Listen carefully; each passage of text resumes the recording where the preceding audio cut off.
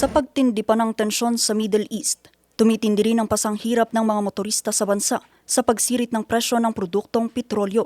Kaya kahit anong pagbabudget pa ang gawin ng ilang jeepney drivers, suko na raw sila.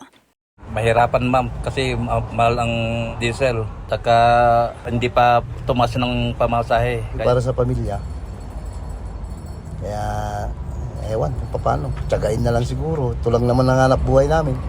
Dahil dito may ilang mga tsoper ang pinipiling huwag munang pumasada kaysa malugi. Actually, yung iba uwi na sa kanilang probinsya. Mag-libor na lang sila sa construction kaysa nagda-drive sila na wala talagang maiuwi. Maliban sa sagad na ang pasensya ng mga tsoper, halos nasasagad na rin daw ang supply ng langis sa bansa.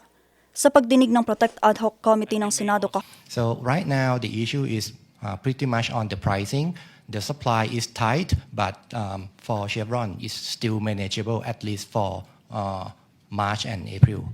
On strategic petroleum reserve, we'd like to recommend that government put up strategic stockpile, which is a best practice in other countries, to provide buffer stock and stabilize prices during period of supply disruption. If you look at, even if you look at MOPS pricing at the end of February, it was 71. It has reached as high as 160 last week, and I think 140-ish yesterday. So that's also a 120% increase. I think it was mentioned on market premium, which is also published. It was hovering around $0 to $2 per barrel at the end of February, and now we are seeing numbers 30, 41. Insurance costs have gone up. Freight costs have also gone up. Dahil dito iminungkahi ng mga oil company ang pagbuo ng Strategic Petroleum Reserve o buffer stock ng langis sa bansa. Maaari kasi itong gamitin kung sakaling magtagal pa ang supply disruption sa pandaigdigang merkado. Currently, with the embargo on Russia, we are constrained to procure ESPO crude, which is viable feed for our refinery in Bataan.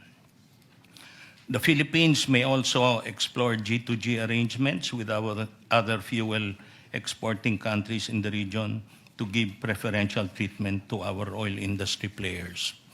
Maliban sa langis, ilang kooperatiba na rin ang naghayag ng taas singil sa kuryente dahil sa pagmamahal na rin ng panggatong o coal na ginagamit ng mga power plants.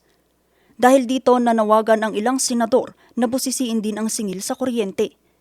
Pero sa kalagitnaan ng pagdinig, nagkainitan si Senador Rodante Marcoleta at Director Abad ng Department of Energy kaugnay sa presyo ng kuryente at mga singil sa transmission. Iginiit ni Marcoleta na dapat din tutukan ng papel ng NGCP, transmission charges at ang kabuoang sistema ng power industry na posibleng nakakaapekto sa mataas na singil sa kuryente. Ganito sinasabi ko, meron pa silang inventaryo. You take note, 46 days pa. Last hearing ito eh. Ibig sabihin, andun pa yung binili nila sa dating presyo. Ngayon, after 2 weeks, bigla nilang sumirit. Sabi nga nila, 110. Na ngayon, nag-a-average na ng 126. Paano nyo minonitor? Paano nyo binalidate na totoo yun? Samantalang ang ginagamit pa nila ay inventaryo pa nila na binili doon sa dating presyo. Pero ayon sa senador, hindi raw direktang nasasagot ang kanyang mga tanong at may mga punto pang na-cut off ang kanyang oras sa pagtatanong, dahilan para siya ay mag-walk out. Mr. Chair.